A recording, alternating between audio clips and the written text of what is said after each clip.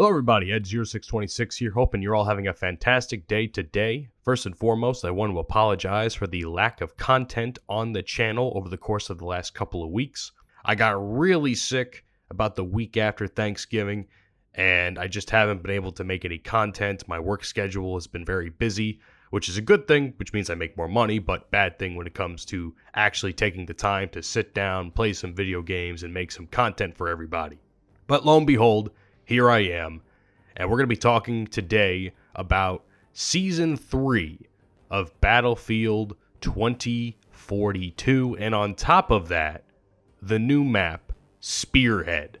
Now let's first and foremost cover the map, because I think the take I have about this map is a little bit interesting. I'm not sure if you guys remember Altai Ridge, which was part of the China Rising DLC way back when in Battlefield 4.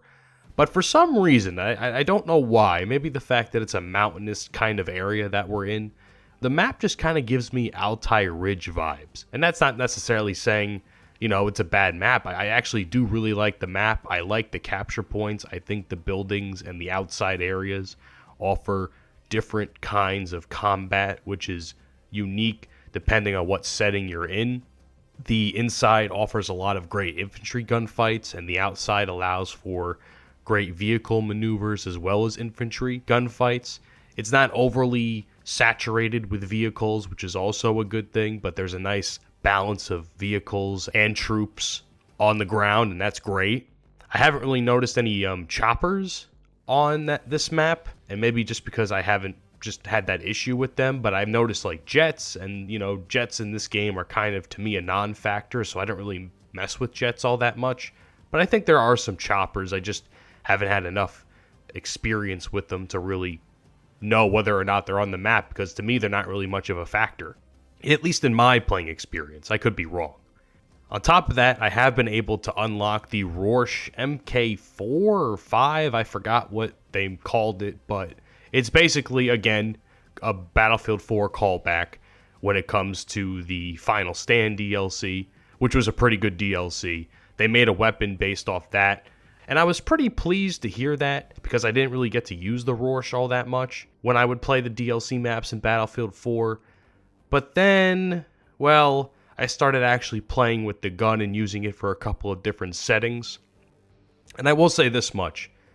The gun is definitely a skill gap kind of weapon. I know at first people were like, oh, this gun looks really overpowered. You know, does DICE even balance this game, or does DICE even play test this game when it comes to balance, I should say. That was what a lot of the comments looked like when I was watching gameplay of this when it dropped. And I gotta say, you gotta be really good with that gun to actually like get kills with it. I have a clip I saved up on my hard drive, and I got like a triple kill, like doing the automatic fire with it.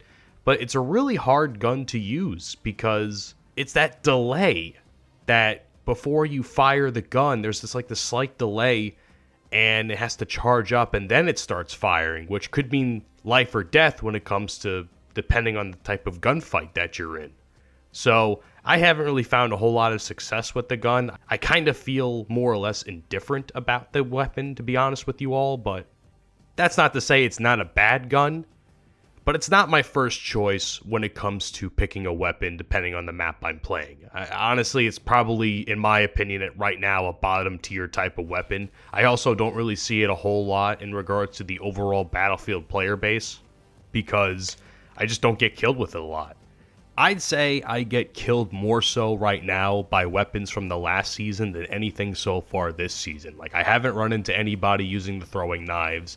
I have run into people using the shotgun a lot, but the railgun has not been a weapon I've seen a whole lot that I've been killed by so far. And maybe that's because people thought that the gun would be overpowered, when it's actually a bit more of a skill gap weapon than maybe we were led to believe. So that's kind of what my take is so far on the season, as well as Spearhead, the map. I think it's a great map. I have been very impressed with the quality of the maps that have released since Season 1, and I'm just really happy with the overall state that the game is kind of in, which is kind of where I want to take the second half of this commentary. Because in all honesty, I genuinely feel that way. I know for a fact that when I pre-ordered this game, thinking that it was going to be really good, and it wasn't good for a very, very long time, I thought to myself, God damn it, Matt, you really wasted your money. And I was upset. Like, as a consumer, and I talk about it all the time, as a consumer, we have the right to a good fucking product. That's why I rail Call of Duty so hard, because to be honest with you, Call of Duty's product has been kind of lackluster. And Battlefield, for a while, was too, especially when it came to 2042. Now, you know, several months later, a full year later, more or less, this game is at a completely different state than when it released it. It actually has a fun factor to it, and it's only going to get better apparently because the game is going to get updated again in regards to specialists and putting them into little classes. And that's actually pretty good. I actually like that idea a lot, and I'm very pleasantly surprised that DICE is finally taking that feedback and kind of implementing it in their own way. Does that mean it should have taken a year to do it? No. I will agree with the majority of the community in that regard, where they should have never have changed the class system. There was nothing wrong with it from the get-go. Specialists really don't add a whole lot to the game. Maybe just some cool Battlefield moments here and there. But overall, gameplay-wise, they don't really do much for me, personally. I find most of them to be completely useless, as a matter of fact. But I can't help but feel that with this change coming up, which I believe this update's coming out next year, in January, I'm looking forward to seeing what that's going to be like. And I think, like I said before, we can finally feel like Battlefield 2042 is taking the step in the right direction. Because I'll be honest with you, when I was getting gameplay from these matches that I was playing that you're watching before you, I was talking to my buddy Hollow Soul, for those you who don't know, or in this case, Dark Soul Hollow, because he changed his fucking name on PlayStation. I was talking to him about this, and I said to him, Hollow, is it just me, or have you actually been having fun this entire time that we've been playing? We were playing this game for like 4 or 5 hours. Like, we were playing it non-stop for the most part.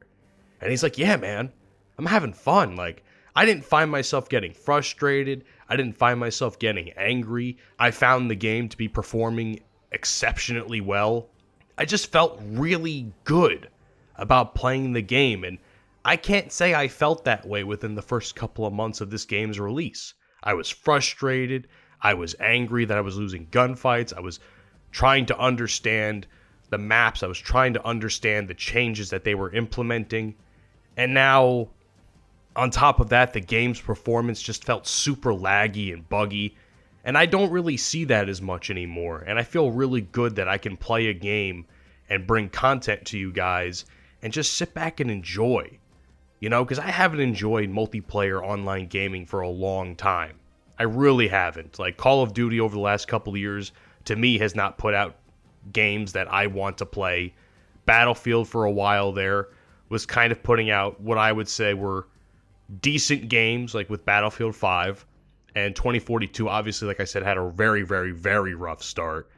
But I gotta say, man, when it comes to first-person shooters, I'm kind of feeling a little bit better about Battlefield, man. This game has really turned itself around, and from a consumer standpoint, a player standpoint, I genuinely like coming on this game and playing it.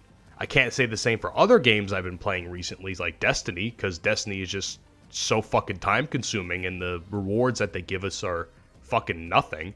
But that's a different story for a different time. Anyway, I think time's up for me, ladies and gentlemen. I think I'm going to be going a little bit long here, but thank you guys so much for coming to today's video. Leave a like, leave a comment, let me know what you think down there, and I will see you all in the next one. Follow me on all the social media links you see down in the description below. Take care of yourselves, and take care of each other.